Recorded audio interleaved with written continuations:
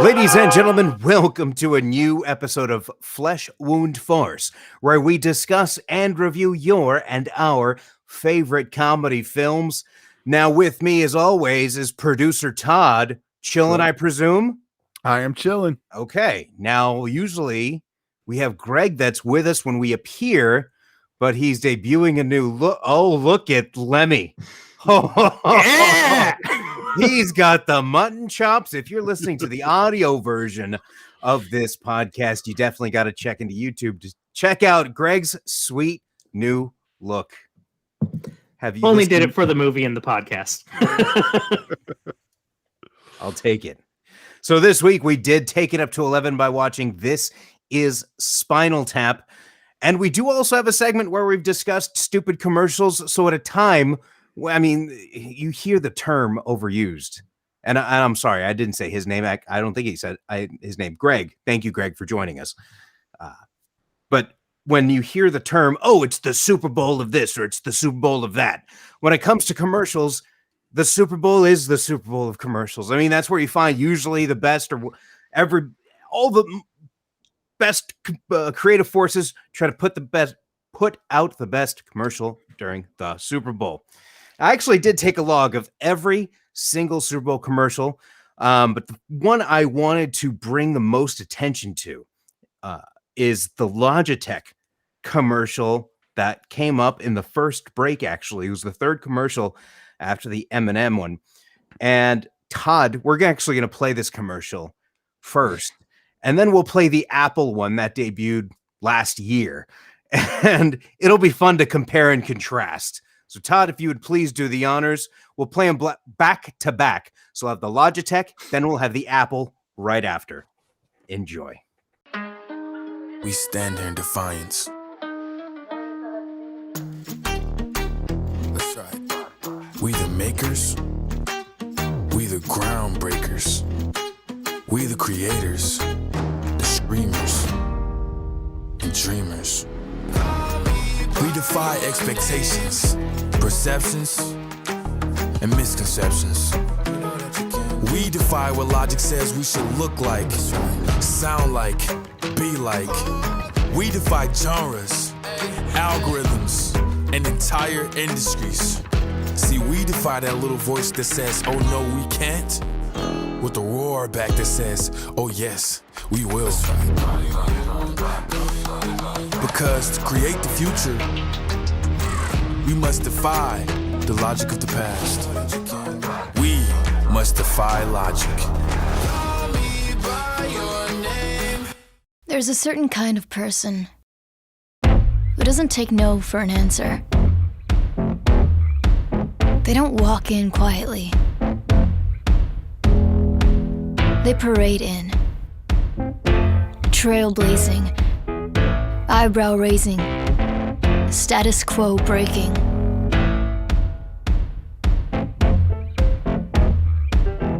Grazing greatness, braving hatred, and taking up space. Never got a seat at the table, so they can't sit and behave. They'd rather defy the rules and amaze. There's a certain kind of person who doesn't wait for greatness.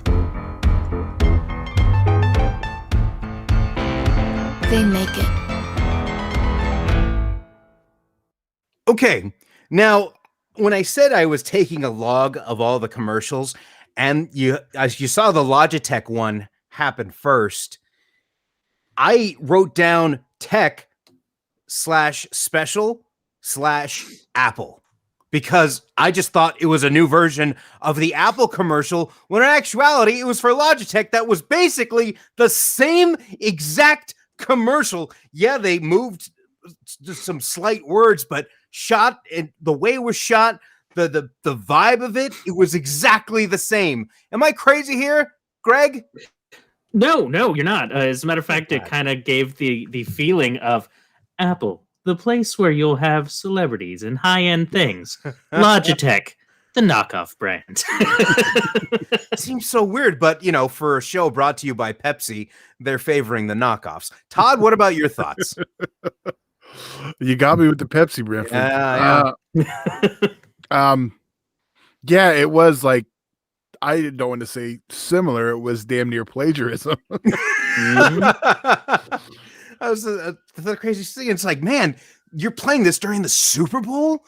What is with you guys? So now, obviously, that wasn't the best commercial, and I had to favor the Fiverr commercial featuring the Four Seasons landscaping that was now being converted into a / press conference location because of what happened during the election and Rudy Giuliani booking this press conference at the landscaping. So the joke of this Fiverr commercial is that, well, you know, in a moment's notice, you can adjust to whatever your business needs. And especially the lady at the end asking, is this a lobby? And they just respond, not a hotel. Oh, man. I lost it right there. I really did. Greg, how about you? I know before I asked you pick a favorite and pick like a least favorite. Yeah. So least favorite was definitely that Alaska Airlines commercial doing the safety dance. I tuned out. It was rough. Apparently I did as well. Yeah, you didn't miss much. But my favorite one for the night was the Doritos 3D commercial. That was a great one. Yes. Yeah, no, it was fantastic. The 2D-ism for a while when he called out his name for the coffee. He was sideways. They couldn't see him. He goes, I'm right here. Turns around. Lost it. I appreciated the Kimmel joke where you saw him on Kimmel and he says, did you get here by fax? I lost it right there. What was interesting about that commercial break, though, is that you had the McConaughey Doritos 3D, and then following that, you had the Will Ferrell GM commercial, which was pretty funny, and all things considering. Then you had a ton of Paramount Plus commercials throughout the entire night. It's Paramount Plus, Viacom, they own CBS, so of course you're going to see that. But it mentioned, or rather, it featured Kimmel's character from Crank Yankers. So I thought this is like the first time that a celebrity has been on two separate commercials during the Super Bowl in the same break. Record-breaking statistics. Props to the Reddit commercial, though. Yes, that was awesome. That is, they took out, anyone unaware, they took out a 3-second ad that just flashed on the screen. And I had actually located it on YouTube shortly thereafter. And I just want to read what it said because it was such like a maybe inspirational is the right word. I'm not sure, but it reads, if you're reading this, it means our bet paid off. Big game spots are expensive, so we couldn't buy a full one, but we were inspired and decided to spend our entire marketing budget on 5 seconds of airtime. This is for Reddit. One thing we learned from our communities last week is that underdogs can accomplish just about anything when they come together around a common idea.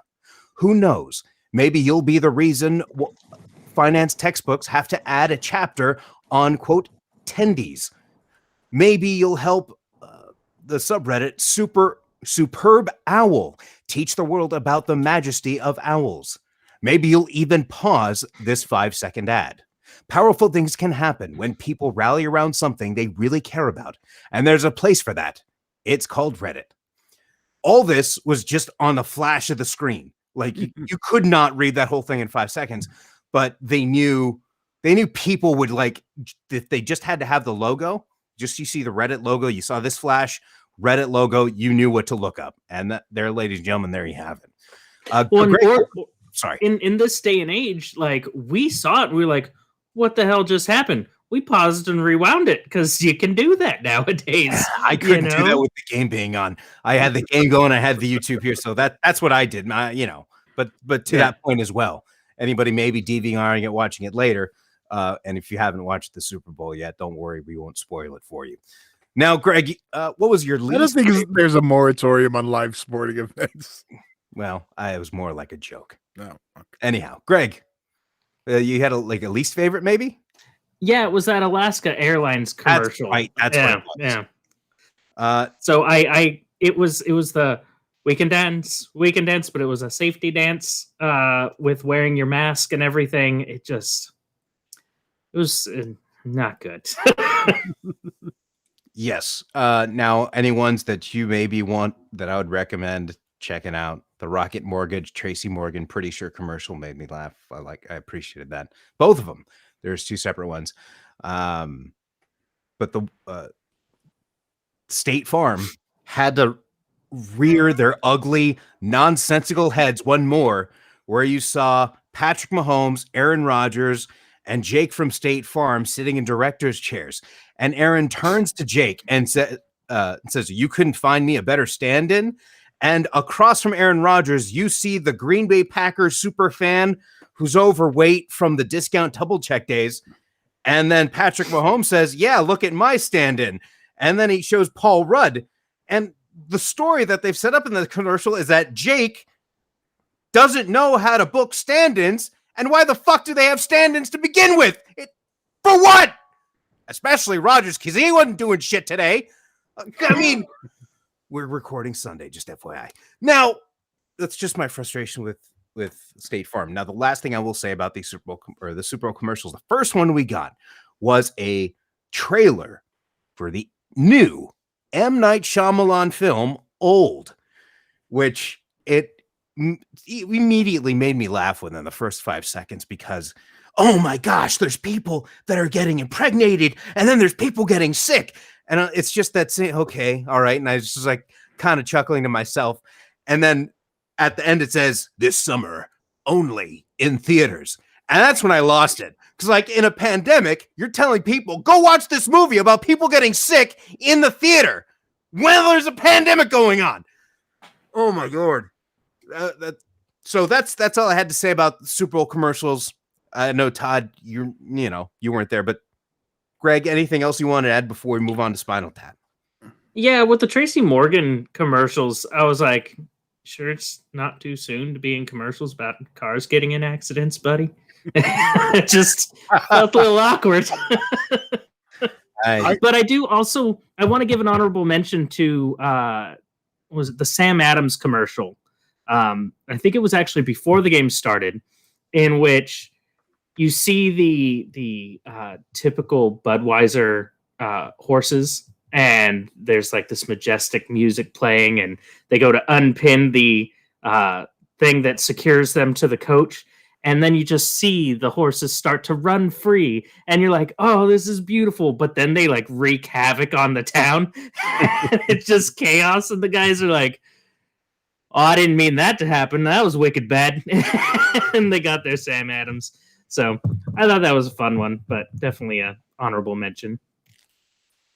Absolutely, fun ones to check out.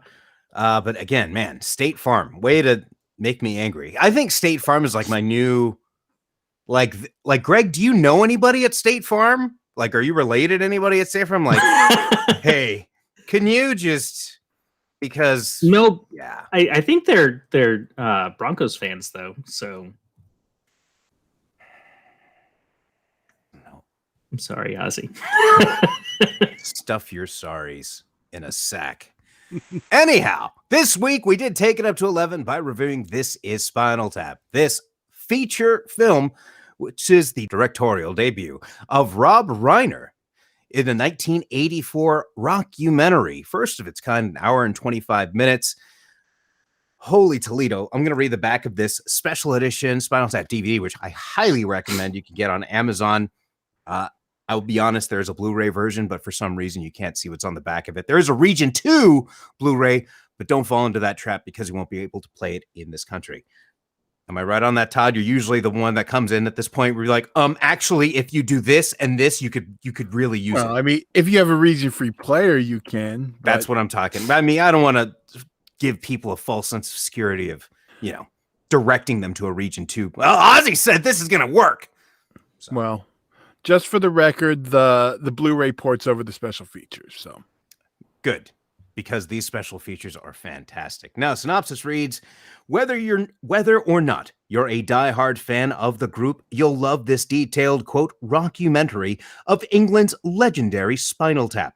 Acclaimed commercial director Marty DiBergi takes you behind the scenes for an intimate look at a band whose time has come and gone and come again, and through interviews, rare footage, and lots of music, including classic tap tunes like Big Bottom and Hellhole. You'll get acquainted with David St. Hubbins, playing lead guitar, Nigel Tufnell, also lead guitar, Derek Smalls, lead bass, and every drummer who ever lived and died for this renowned rock band. Be a part of the sights, sound, and smells of this celebrated heavy metal phenomenon. It is an experience you'll never forget. And that is 100% true.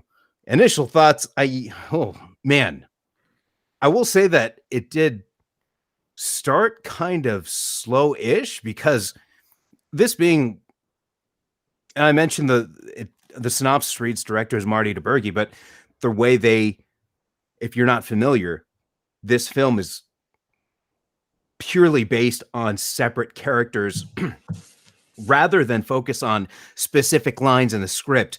Everybody here had their own separate character and just ran with it. And it was almost like magic to see some of this, because, I think I should say that as initial thoughts.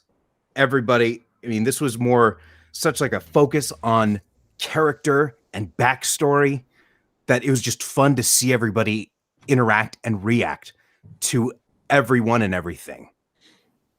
Greg? Fun movie for sure. Kind of nostalgic for myself. It was the first movie I actually watched with my wife when on one of our first dates. So it was nice to go back and watch with her. Yeah, great movie. Lots of fun. I am very curious if they mention in that in the specials how much of that was improv, because it does look like a lot of fun.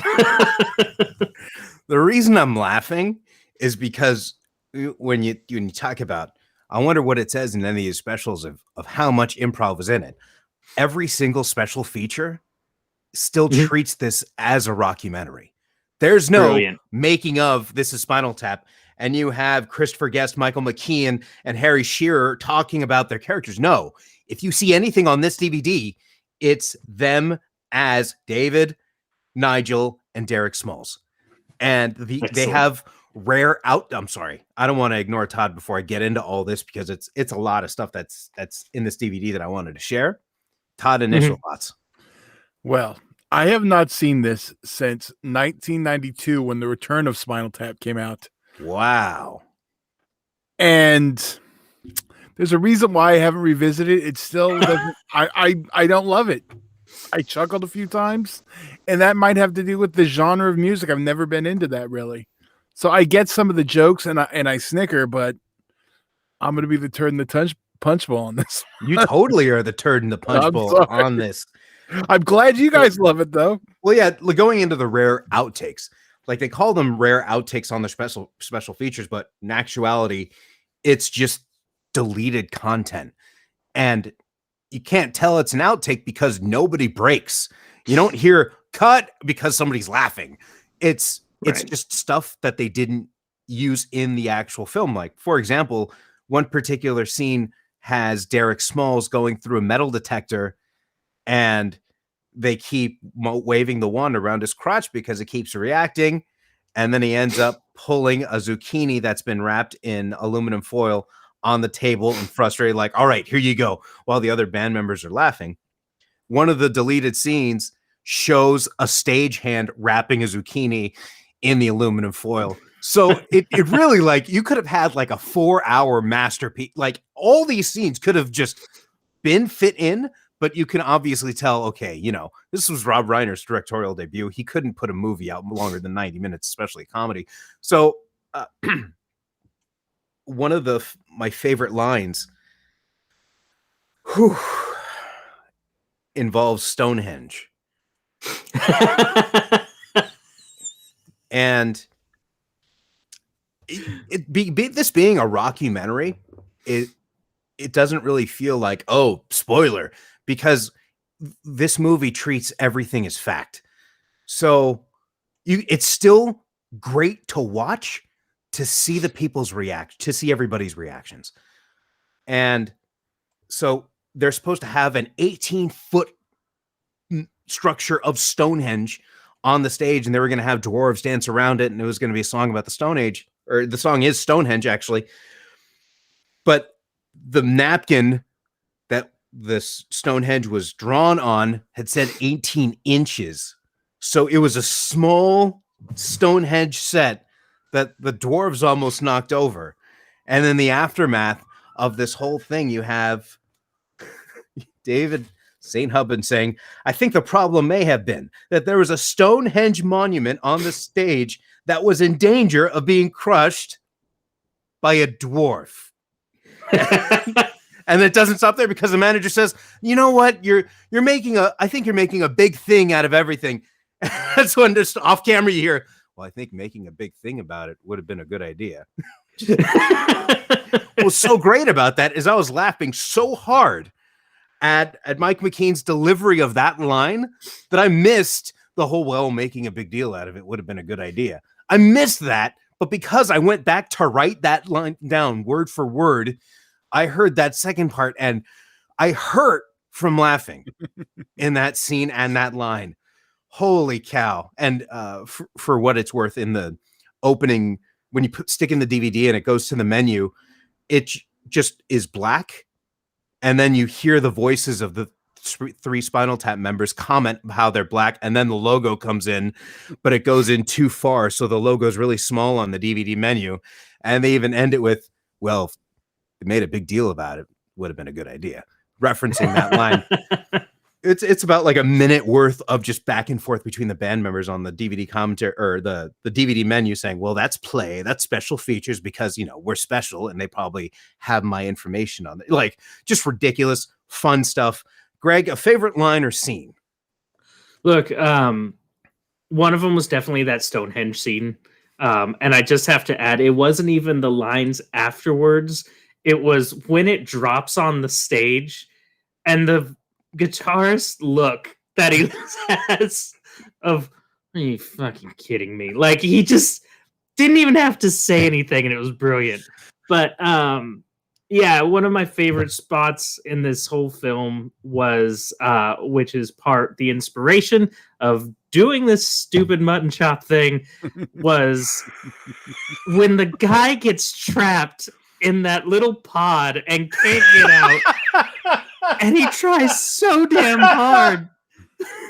And finally, just like a good cartoon, he gets out at the last moment when everyone's gone back in, and he reaches in, puts his arm in, gets trapped in that, and then just poses like, yes! I died. I'm in tears. I'm in tears just thinking about it. Todd, despite your hatred towards this movie, I don't hate it. It's just I don't find it as humorous as you guys. Can you find, or can you provide the one line that stuck out to me, which I don't know why it made me laugh though? It's such a fine line between stupid and clever. Yes. When they're talking about the album cover and the other guy, why it was okay. Yeah, exactly. Which, by the way, that's when I'm wearing a solid black shirt to pay homage to the album cover of Smell the Glove. Some interesting cameos in this movie. You had Billy Crystal and Dana Carvey towards the beginning of the film as mimes. They were mime waiters. Dana Carvey was working for Billy Crystal, and what's great is in the film you had each guy had one line, and you know Crystal's line, as he sends him out, he says, "Remember, mime is money," and that line just made me laugh. Right.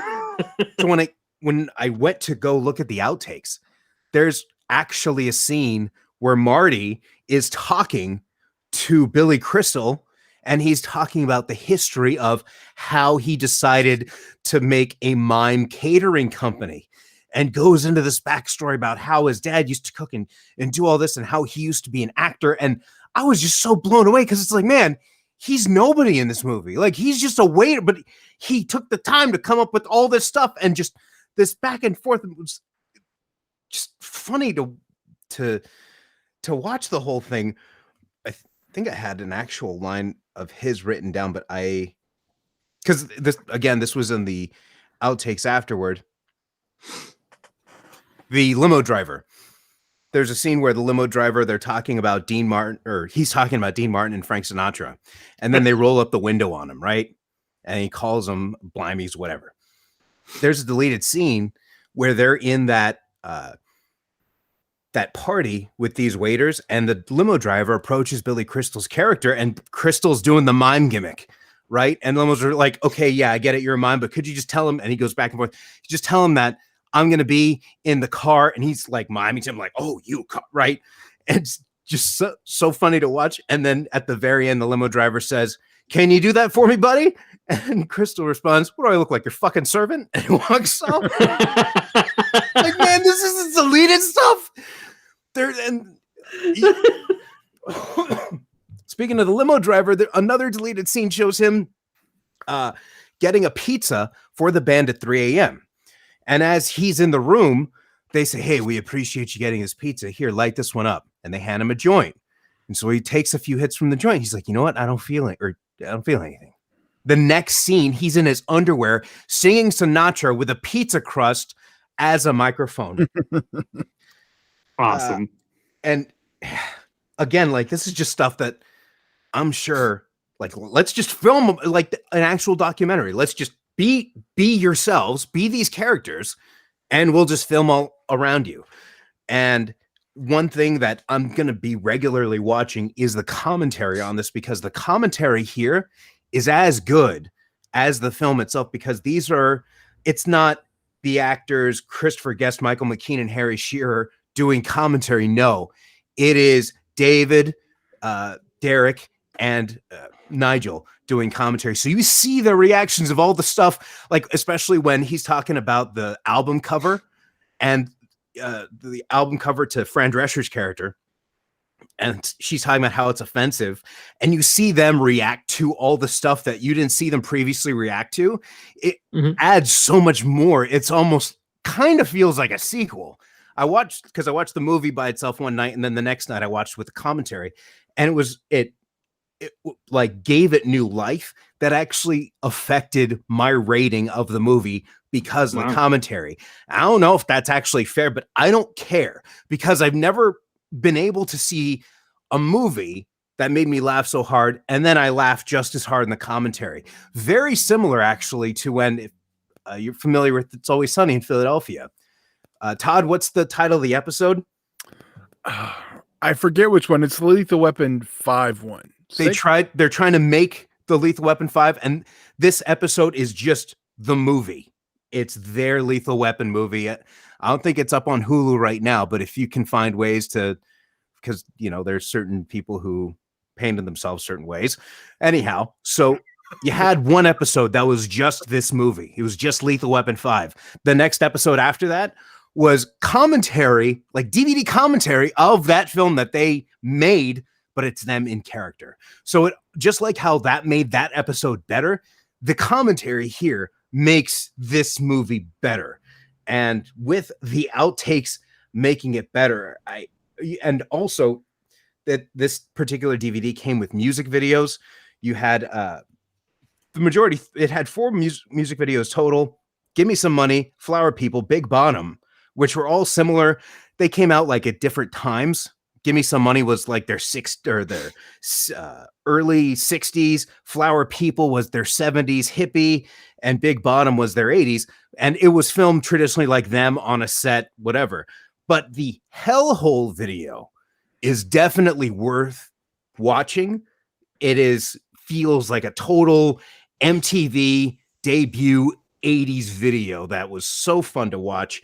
You also had TV spots as well, commercials and trailers.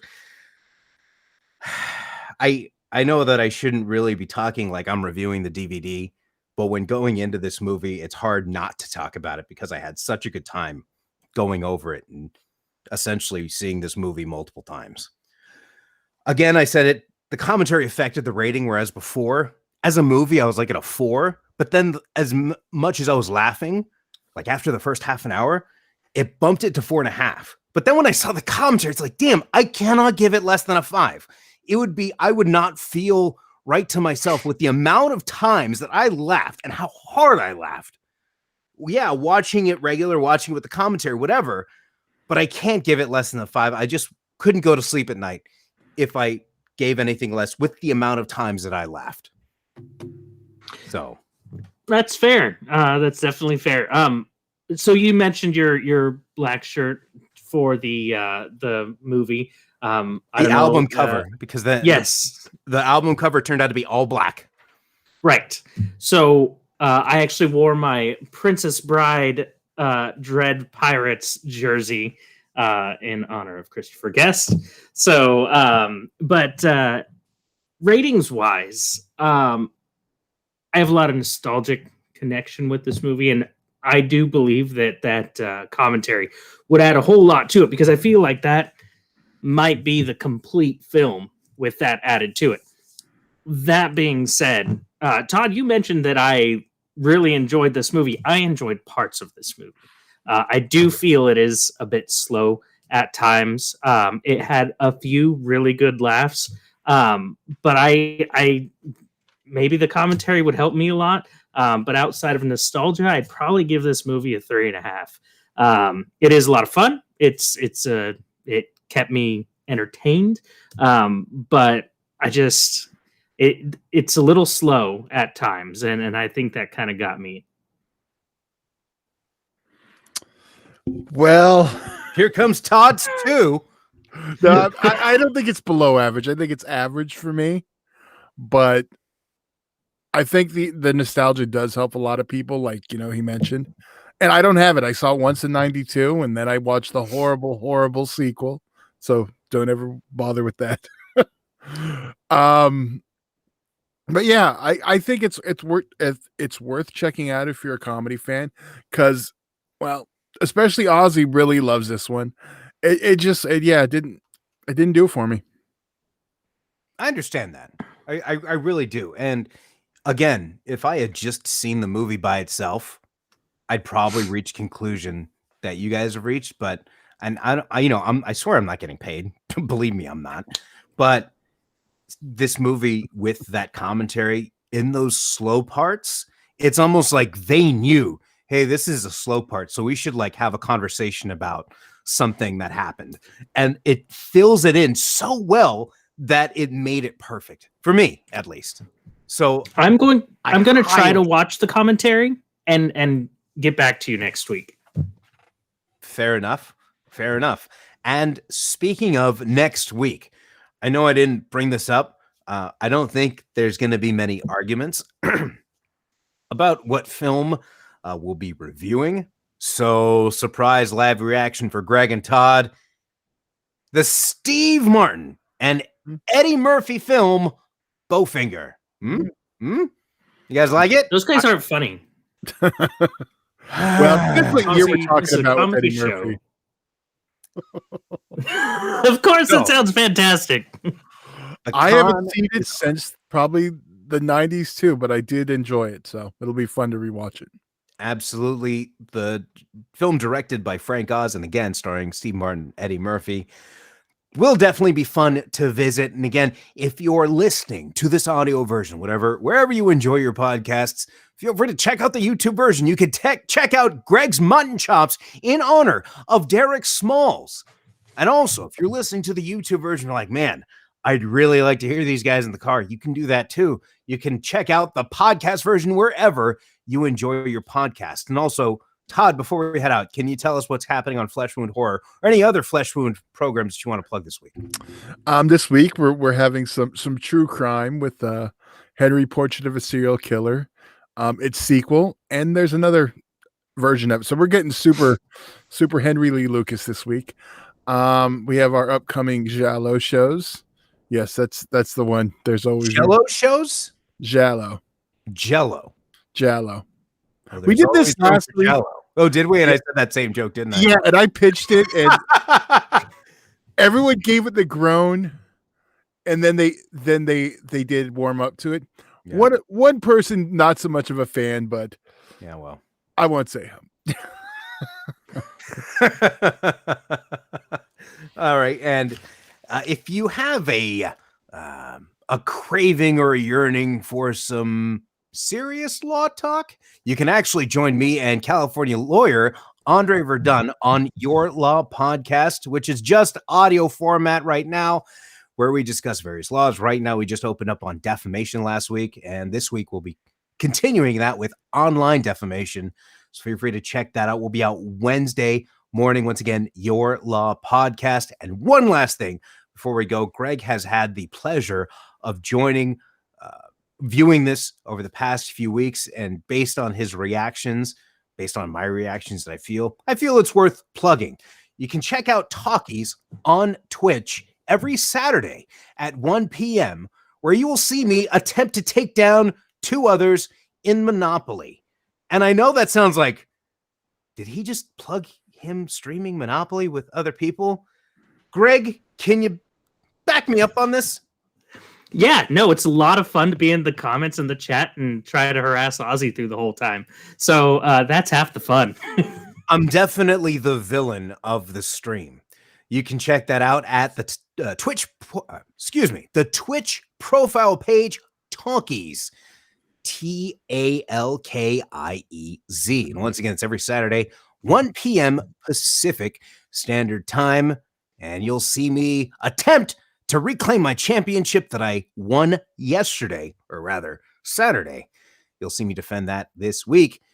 Greg and Todd, anything else you want to say before we head out? You won once, Ozzy. Hey, you've lost whatever. more times. I am champion. Well, hold on. Wait a second. Now, the individual that leads this stream, his name is Michael Porter, and this guy has landed on Park Place multiple times. So out of a fit of rage, I exclaimed, "Park Place Porter prick." But nonetheless, he cheats. He rage quits. I get a victory. I'm going to flaunt it because it means Ozzy, I you were bankrupt when maneuvered- he rage quit. So yeah, because he screwed the game, put in some cheat codes, has a contact on the outside that watches the stream and is like, oh, we're going to do this. And I know it sounds crazy, but if you check out the streams right now, because all the videos that we do stay on the profile page, once again, Talkies on Twitch, Talkiez, you could check out these Monopoly feeds and watch how much bullshit that happens on the board. In fact, you could also have a fun game and tally how many times I say this is fucking bullshit.